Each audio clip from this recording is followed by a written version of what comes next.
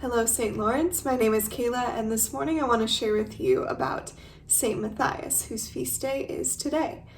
And if you're anything like me, when I heard that it was St. Matthias's feast day, I went, do they mean St. Matthew, or who is that? And had to do a bit of digging, so I want to share with you what I've found. And we don't really know much about St. Matthias, but I think what we do is worth sharing. So let's go to Acts chapter 1, which is our first reading for the day. And in Acts chapter 1, we are in a place where Jesus had ascended, he had risen to heaven, but Pentecost had not yet happened. And so we're seeing the early church gathered in Jerusalem with the apostles, and it says about 120 other people were gathered with them. And where we pick up in verse 15, Peter is speaking to that early church. And it's interesting to note that he's already taking on that role of leadership which Jesus had established him in. So he's speaking to the people. And he first acknowledges here the fall of Judas, that one of their 12 had fallen away, and that there was a gap there. And it's interesting, he even noted some of the parallels in the Psalms to the experiences of the Psalms to what they were experiencing with the fall of Judas and the need to replace him, to have a 12th apostle. And so from there, they pray and they seek the Lord for who should take that place.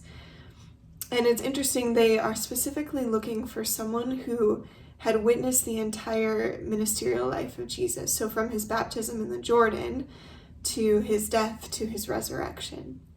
And there are two men, and from there they cast lots, and they choose Matthias because they think that that's where God is leading them. And there's even a beautiful prayer in there that Peter prays.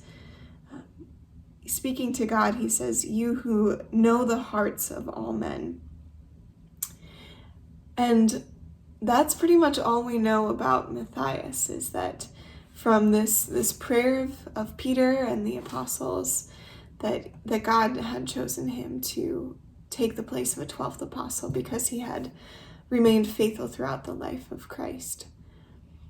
So here's what I have for us, is that I think while we know very little about St. Matthias, there's something here for us.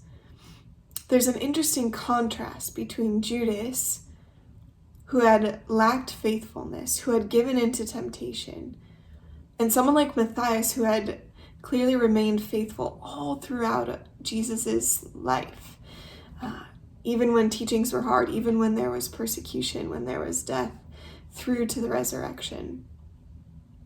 So for us, I think there's a call here to be faithful as well, to persevere in witnessing the life of Christ and learning from it. And that could be from reading the Gospels.